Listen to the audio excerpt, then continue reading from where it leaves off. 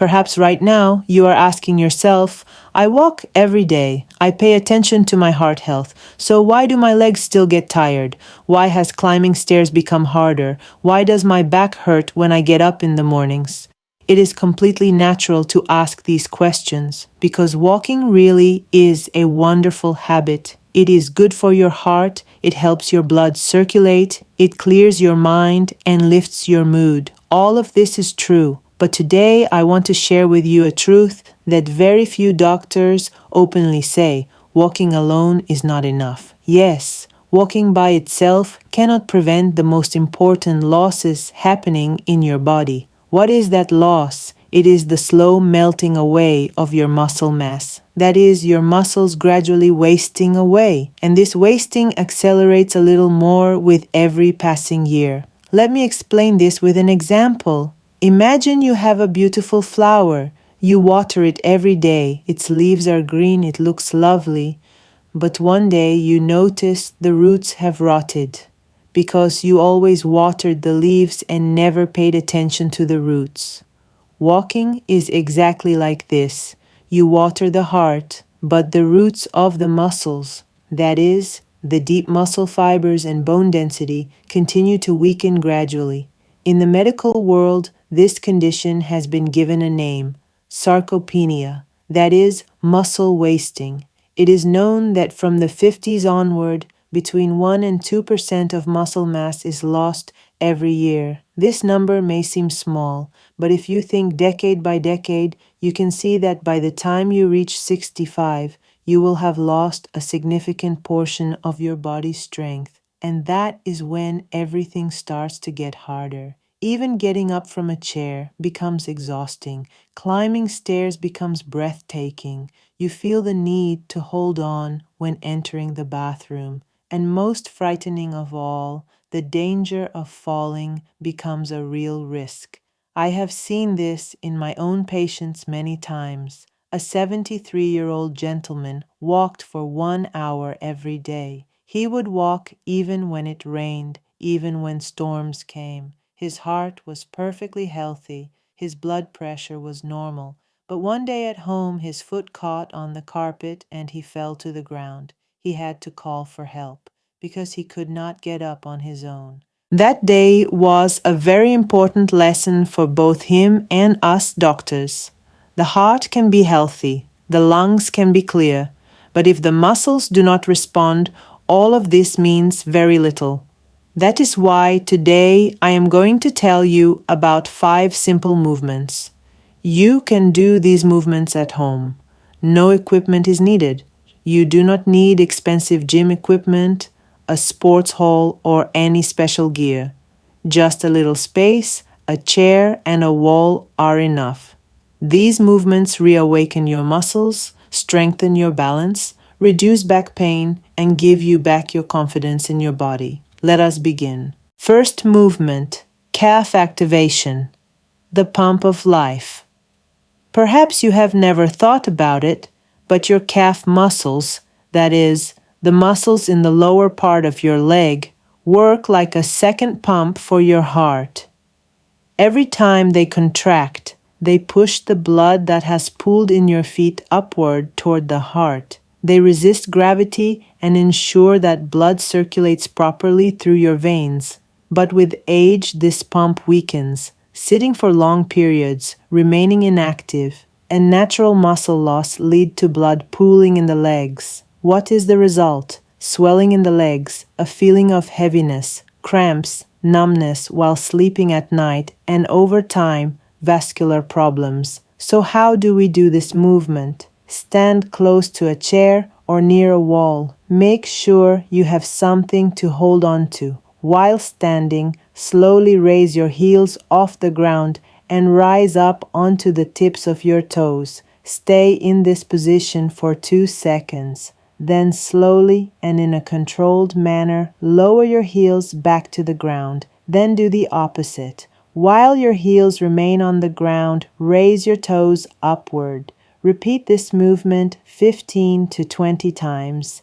Take a deep breath. Feel how the blood flows upward from your legs. This simple movement creates a pleasant warming sensation in the legs after a few repetitions.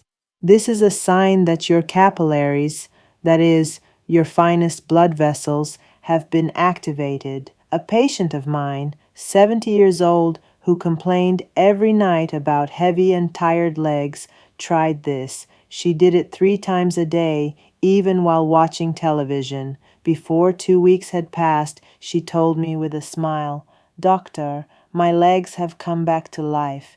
It feels as though the heaviness has lifted." If you do this movement regularly, swelling decreases, fatigue lightens, and you feel lighter when you walk. Your ankle muscles also strengthen.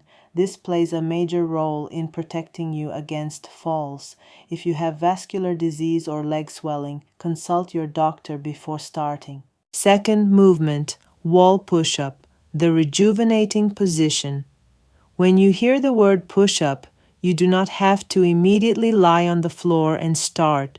The safest and most beneficial version for older adults is done against a wall, and this movement is much more powerful than it looks. Stand facing a wall, approximately 1 step away. Place your palms against the wall at shoulder width. Your body should be in a straight line, as if it resembles a plank.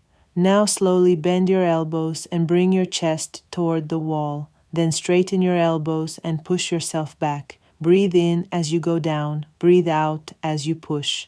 Do 8 to 10 repetitions. While doing this movement, you are working not only your arms, but also your chest, shoulders, back, and abdominal muscles. All of them work together. But why is this so important? Because with age, the shoulders round forward, the chest tightens, the back begins to hunch. This is not just a matter of appearance.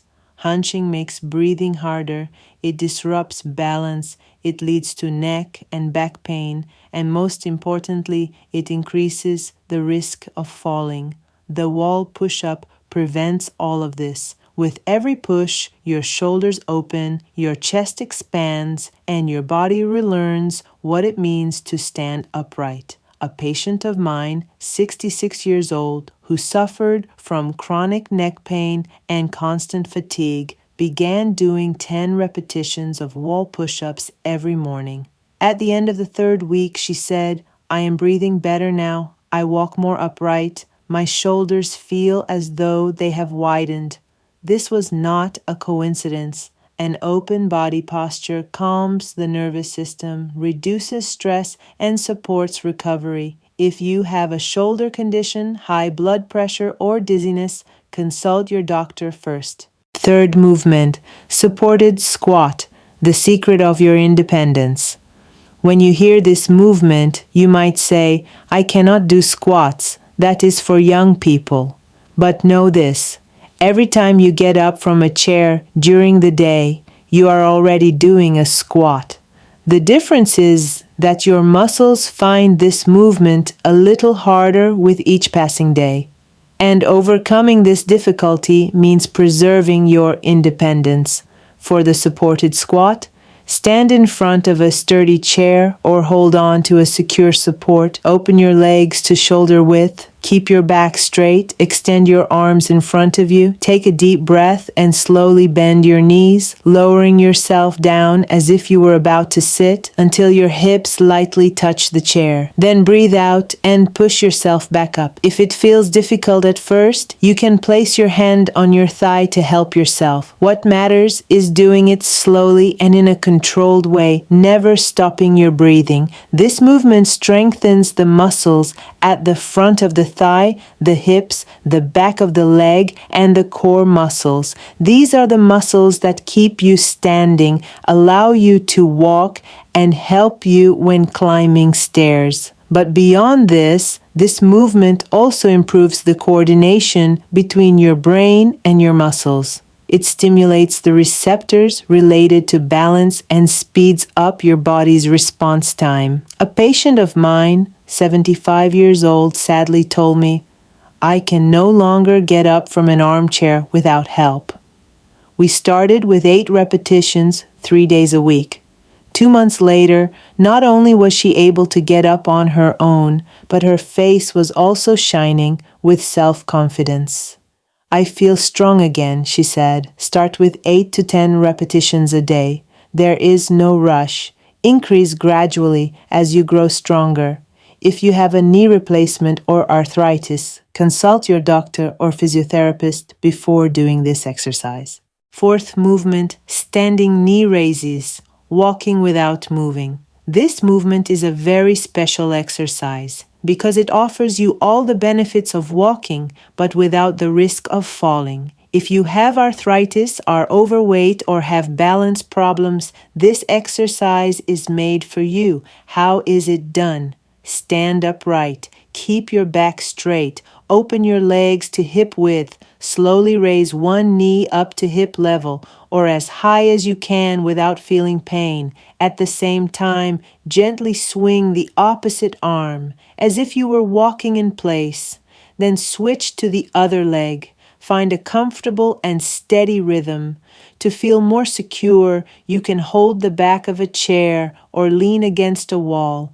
This movement exercises both your cardiovascular system and your leg, hip, and abdominal muscles. Each time you raise a knee, your hip muscles, abdominal muscles, and lower back region are activated. The alternating arm movement maintains your balance and improves your nervous system's muscle coordination. Recent research shows that this type of light exercise increases lower back mobility, reduces joint stiffness, and increases the oxygen carried to the brain. It also contributes to keeping blood pressure balanced and regulating blood sugar. A patient of mine, 69 years old, who frequently stumbled while walking, began this exercise leaning against the wall 3 times a day, 1 minute each time. Within 1 month, his balance improved so much that he began enjoying his walks again without fear of falling. Start with 30 seconds per set. Do it 3 times a day. If you feel dizzy or sense a pain in your chest, stop and consult your doctor. Fifth movement, glute bridge, the shield of your back. The last movement is perhaps the most precious of all, because it directly fights the most common enemy of the back, chronic back pain. To do this, prepare a cushion or a soft surface on the floor. Lie on your back, bend your knees to form a 90-degree angle, and press your feet firmly on the ground at hip width. Let your hands rest at your sides with your palms facing down. Take a deep breath. As you breathe out, slowly raise your hips upward. Your shoulders, hips, and knees should form a straight line. Squeeze your glutes. Hold this position for 2 to 3 seconds, then slowly lower yourself back down. That is all. But that is all, is extraordinarily powerful. You work your hip, back, and abdominal muscles all at the same time. The rear chain muscles that support your spine are strengthened. The hip flexors, that is, the muscles that tighten and shorten from sitting, are stretched and relaxed. Blood circulation in the pelvic region improves, fluid retention decreases, and most importantly, this movement can have a miraculous effect on chronic back pain. A patient of mine, 71 years old, who began every morning waking up with back pain, tried this exercise, 3 sets a day, 12 repetitions per set. 1 month later, he smiled and said, "When I get out of bed in the mornings, I no longer have pain. I can take my first step without hurting." If you have a herniated disc or chronic back problems, be sure to consult your doctor or physiotherapist before doing this movement. The first, calf activation. It prevents blood from pooling in your legs, relieves swelling, and gets your veins working. The second, wall push-up. It strengthens your upper body, corrects your posture, and allows you to breathe more upright and comfortably. The third, supported squat. It gives back your leg strength, allows you to get up from a chair independently, and strengthens the connection between your brain and your muscles. The fourth, standing knee raises. It protects your cardiovascular health, strengthens your balance, and reduces the risk of falling. The fifth glute bridge, it soothes the pain in your back, supports your spine, and returns energy to your body. You do not need equipment for these 5 movements. You do not need to go to a gym. You do not need to wake up early in the morning. You can do each of them in your living room, your bedroom, or your kitchen. But I also want to say this: starting is not enough. Continuing is what matters. Research shows this. Exercises that work strength, balance, and coordination together can reduce the risk of falling by more than 40%. They improve blood circulation, they correct posture, and they even strengthen memory because they activate the connection between the muscles and the brain. These exercises can make the difference between living with fear in old age and living with strength. They can allow you to walk without depending on your loved ones. They can enable you to get up on your own. They can make it possible to wake up in the mornings without pain. With every exercise you do, with every time you rise, with every step you take, say this to yourself: I am still here. I am still strong. I can still move. Because this is true. And give your body every opportunity to be reminded of this truth. Take good care of yourselves.